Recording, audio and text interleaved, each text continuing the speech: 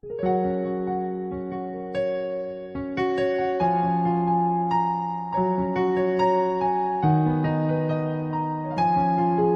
pagi Bapak Ibu yang dikasihi oleh Tuhan.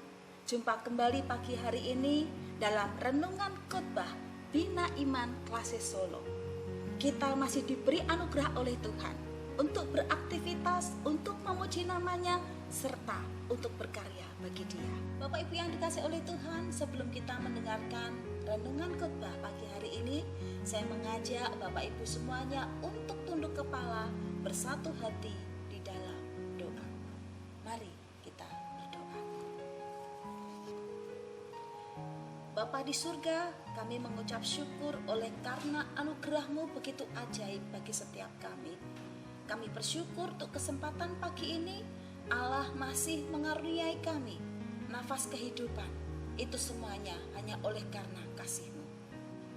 Tuhan, pagi hari ini kami hendak mendengarkan renungan khotbah tentang firman-Mu. Biarlah Roh Allah bekerja dalam pemikiran kami, bekerja dalam pendengaran kami, bekerja dalam akal budi kami. Mampukan kami untuk mengerti firman-Mu, mampukan kami untuk mengerjakan firman-Mu. Dalam nama Tuhan Yesus Kristus kami berdoa dan kami berseru. Amin. Bapak Ibu yang dikasihi oleh Tuhan, mari kita bersama-sama mendengarkan firman Tuhan yang pagi hari ini diambilkan dari kitab Wahyu pasal 2 ayat 1 sampai ayat 7. Demikian bunyi firman Tuhan. Tuliskanlah kepada malaikat jemaat di Efesus. Inilah firman dari Dia yang memegang ketujuh bintang itu di tangan kanannya dan berjalan di antara ketujuh kaki dian emas itu. Aku tahu segala pekerjaanmu, baik jerih payahmu maupun ketekunanmu. Aku tahu bahwa engkau tidak dapat sabar terhadap orang-orang jahat, bahwa engkau telah mencobai mereka yang menyebut dirinya rasul, tetapi yang sebenarnya tidak demikian, bahwa engkau telah mendapati mereka pendusta, dan engkau tetap sabar dan menderita oleh karena namaku, dan engkau tidak mengenal lelah. Namun demikian, aku mencela engkau, karena engkau telah meninggalkan kasih-Mu yang semula. Sebab itu, ingatlah betapa dalamnya engkau telah jatuh. Bertobatlah dan lakukanlah lagi apa yang semula engkau lakukan. Jika tidak demikian, aku akan datang kepadamu dan aku akan mengambil kaki dianmu dari tempatnya, jikalau engkau tidak bertobat. Tetapi ini yang ada padamu, yaitu engkau membenci segala perbuatan pengikut-pengikut Nikolaus, yang juga kubenci. Siapa bertelinga, hendaklah ia mendengarkan apa yang dikatakan Roh kepada jemaat-jemaat. Barang siapa menang, dia akan kuberi makan dari pohon kehidupan yang ada di taman Firdaus Allah. Amin. Demikianlah bacaan firman Tuhan. Yang berbahagia adalah setiap kita yang mendengar firman Tuhan dan mengerjakannya dalam hidup sehari-hari.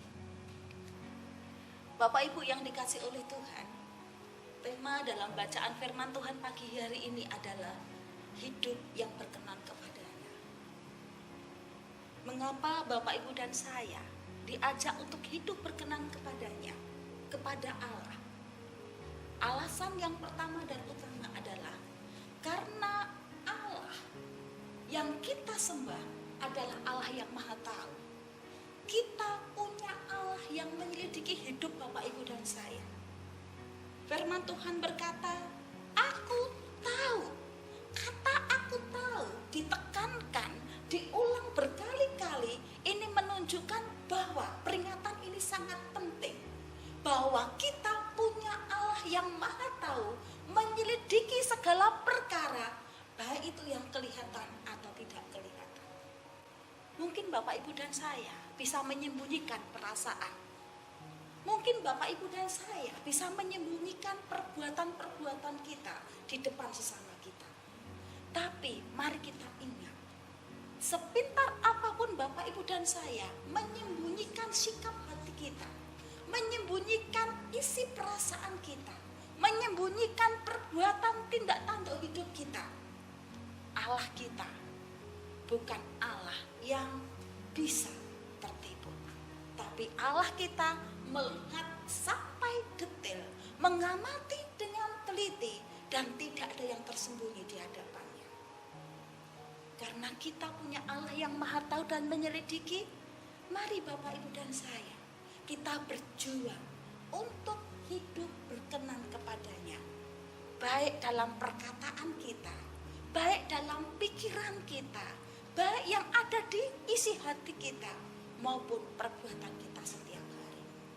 Entah itu dalam pelayanan, entah itu dalam pekerjaan, entah itu dalam lingkungan keluarga, entah itu di seputar masyarakat kita.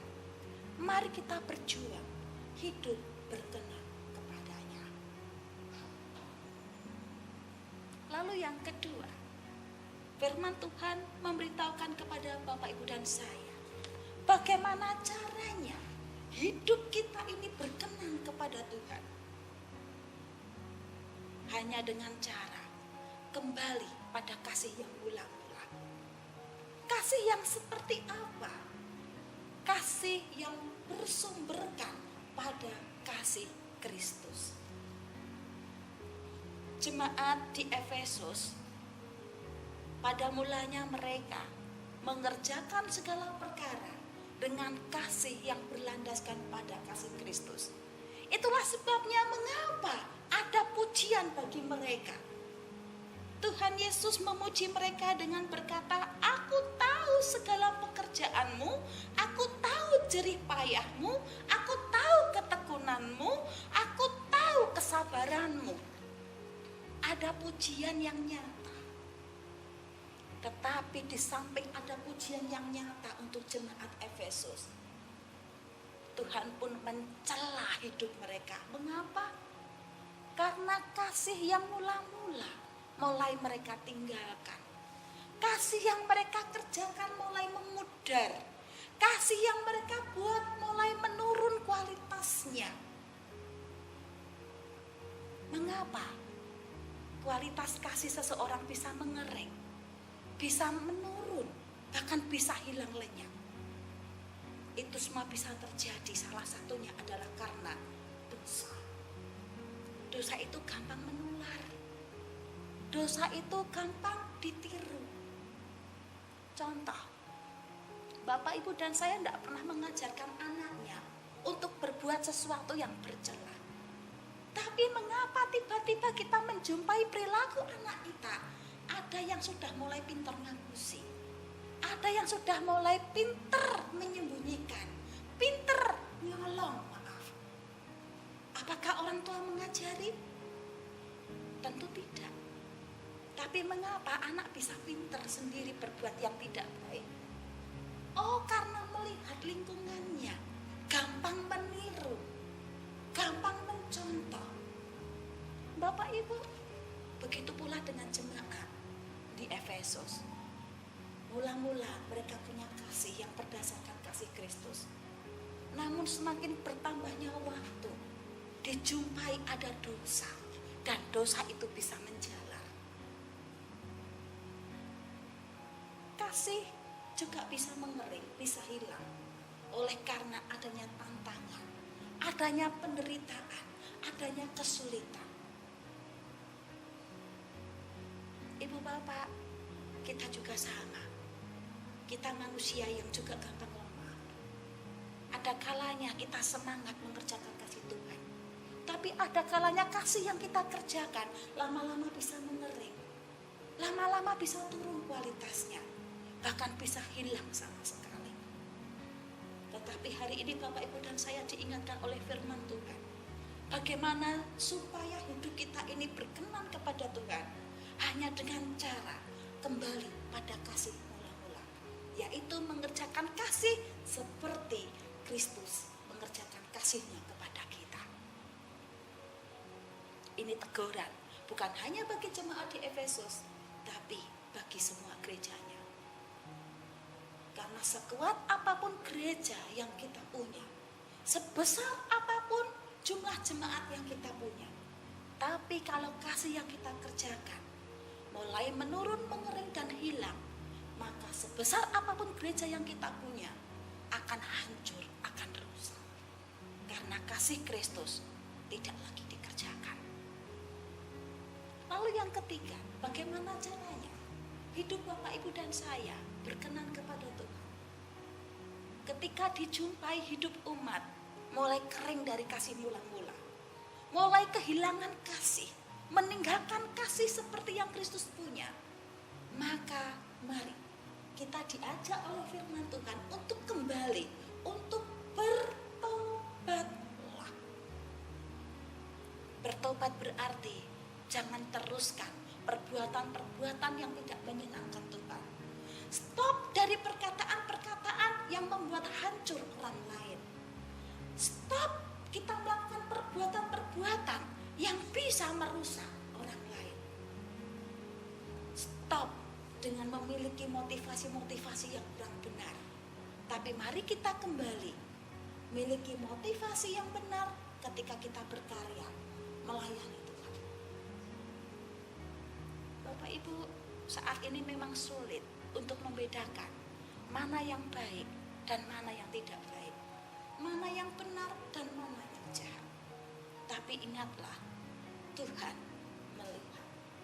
Sama seperti emas dan perhiasan yang tidak emas, sekilas tidak bisa dibedakan mana yang murni dan mana yang tidak murni. Kelihatan secara kasat mata nampak baik dan indah, tetapi perhiasan tersebut bisa ditemukan kualitasnya ketika dibawa ke tukang emas. Akan dijumpai mana yang berkualitas dan mana yang palsu. Atau mungkin juga akan terlihat ketika emas itu ditempelkan, dipakai di leher seorang wanita. Emas yang murni tidak akan menimbulkan iritasi atau alergi. Tetapi emas yang palsu bisa merusak kulit, bisa menimbulkan alergi. Begitu pula hidup Bapak, Ibu dan saya. Memang sepintas kilas tidak bisa dibedakan mana hidup yang murni kasihnya di dalam Tuhan. Tapi ingatlah, Allah melihat, Allah tahu, Allah menyelidiki.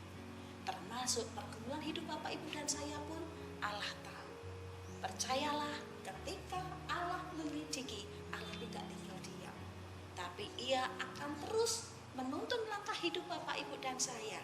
Ketika hidup kita mulai tidak berkenan, kita akan digiringnya kembali pada jalannya. Terbukalah kepada Tuhan, miliki sikap rendah hati kepada Tuhan, maka kita akan mampu kembali pada jalannya. Dan akhir hidup kita tidak sia-sia, tapi berkenan kepada Tuhan, kita akan menikmati buah kehidupan di dalam Tuhan. Amin. Tuhan Yesus memberkati. Mari kita berdoa sekali lagi. Tuhan Yesus, ampuni kami jikalau seringkali dijumpai hidup kami tidak berkenan kepada Tuhan. Ada kalanya kami mengerjakan kasih hanya berdasarkan kepentingan kami sendiri. Ampunilah kami Tuhan. Kami berdoa biarlah hidup kami makin hari makin ditolong oleh Tuhan, makin dituntun oleh Tuhan. Di tengah-tengah ketidaktahuan kami punya Allah yang Maha Tahu. Tuhan, kami berdoa bagi seluruh jemaat Tuhan. Apabila saat ini ada yang mengalami kebingungan oleh karena pandemi virus corona yang belum berakhir. Ada yang bingung oleh karena kehilangan pekerjaan. Ada yang bingung karena tidak punya uang. Ada yang bingung karena kebosanan tinggal di rumah. Ada yang bingung karena mengalami sakit. Tuhan, kami berdoa biarlah damai sejahtera dari Tuhan tinggal tetap dan menyertai kehidupan anak-anak-Mu. Biarlah berkat dari Allah tercurah atas kehidupan anak-anak-Mu. Terima kasih Tuhan, kami percaya, kami yakin di balik setiap peristiwa yang dihadapi oleh umat-Mu ada tangan Tuhan yang menuntun, yang pada akhirnya kami dimampukan melewati perkara demi perkara. Hanya di dalam nama-Mu Tuhan Yesus Kristus kami berdoa dan kami berseru.